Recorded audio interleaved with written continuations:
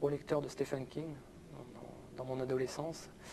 Et c'est vrai que j'ai des références très lointaines dont je ne me suis pas inspiré, mais qui sont revenues d'elles-mêmes en fait pendant l'écriture, que sont Shining et Misery. Tout a vraiment été écrit, pensé pour attraper le lecteur et ne plus le lâcher, pour l'emmener comme ça avec la folie des personnages.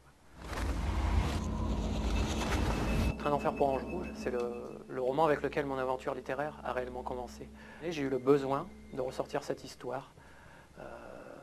Et cette histoire, ça a été celle de Train d'enfer pour Ange Rouge, qui met en valeur un commissaire de police qui travaille à la PJ parisienne, au 36, et qui va être confronté à une série de meurtres particulièrement atroces.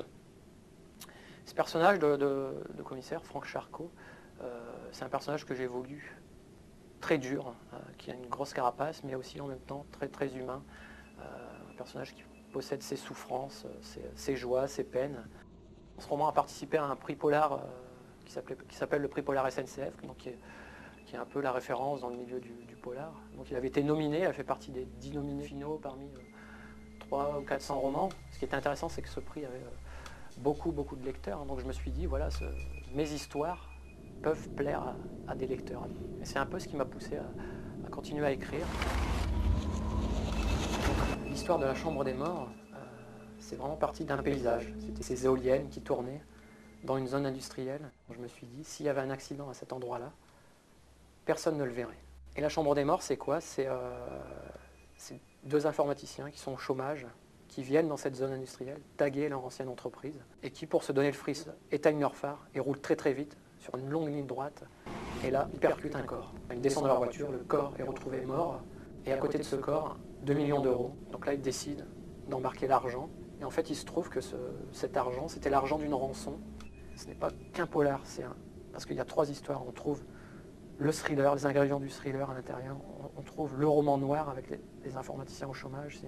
On trouve aussi l'enquête policière, tout simplement. Donc c'est un roman comme ça qui pour moi, brasse 3 genres différents dans un même livre. L'une de mes grandes influences des années 90, c'était Le Silence des agneaux. Il y a aussi un peu de Seven à l'intérieur.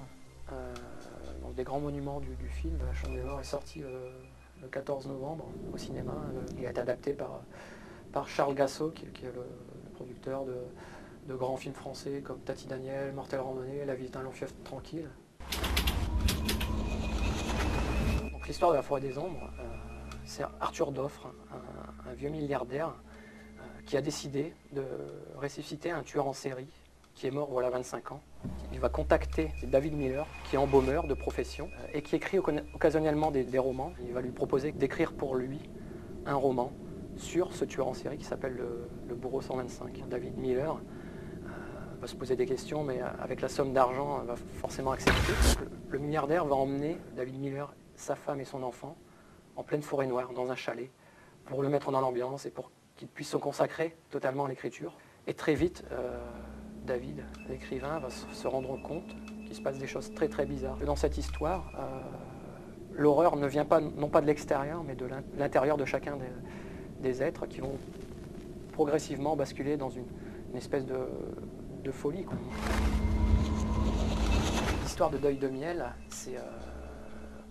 ça reprend les aventures, ça reprend le personnage du commissaire Charcot, donc, qui est un commissaire de police qui travaille au 36 quai des Orfèvres. Il va être confronté à une enquête, un tueur particulièrement diabolique. Moi, ce que j'ai voulu dans ce roman, c'est faire un roman original, à la fois dans les lieux, parce que dans Deuil de miel, ce sont des endroits très très particuliers, un cimetière de Péniche par exemple, ou des églises, ou des ambiances comme ça, des stations de métro qui existent mais qui sont fermées. Et en même temps, je me suis posé la question, comment mettre les héros en danger tout de suite? C'est pour ça que j'ai utilisé les insectes, parce que les insectes sont porteurs de maladies, les insectes peuvent tuer, les insectes peuvent pénétrer dans les maisons. Et donc ça, c'était un moyen absolument génial pour moi, pour le romancier, de mettre en danger chacun des personnages. Et ce que j'aime beaucoup aussi dans ce roman, c'est la chute qui est extraordinaire. Je n'en parlerai pas, mais complètement inattendue. C'est quelque chose auquel j'ai pensé avant d'écrire le roman. Je me suis dit, si j'arrive à faire une chute pareille, j'aurais vraiment réussi mon roman. Et je pense que Donc la chute est là, elle est présente dans les dernières pages de roman. L'histoire de la mémoire fantôme, c'est une femme qui court dans l'orage comme ça en pleine nuit. Elle ne sait pas où elle est couverte de boue. Et elle a perdu la mémoire. Et elle est retrouvée par un conducteur qui se sauve de la voiture. Et ce personnage va s'échouer en fait dans la ville de Lille. Et il y a un lieutenant de police qui s'appelle Lucien Bell, qui est le lieutenant de police de la Chambre des Morts, qui va être appelé comme ça par des étudiants qui vont lui annoncer qu'on a retrouvé une femme avec des scarifications sur sa peau, très étranges. J'apporte toujours une part scientifique, d'une part parce que c'est un peu ma formation, et j'essaye toujours de rendre la lecture intelligente. Je me suis mis en contact en fait avec un neurologue par exemple qui m'a expliqué tout un tas de choses extraordinaires, et c'est tout cet univers-là que j'ai aussi, cette partie scientifique de moi-même que j'ai voulu réintroduire, mais qui est amenée de manière très ludique parce que mon lecteur, je le fais participer dans un chapitre particulier. Je cite 7 mots en début de chapitre. À la fin du chapitre, je demande quasiment à mon lecteur de me réciter ces 7 mots. Donc en fait, il est participant à mon écriture pour que ce soit plus dynamique et que ce soit vraiment un jeu entre lui et moi, quoi.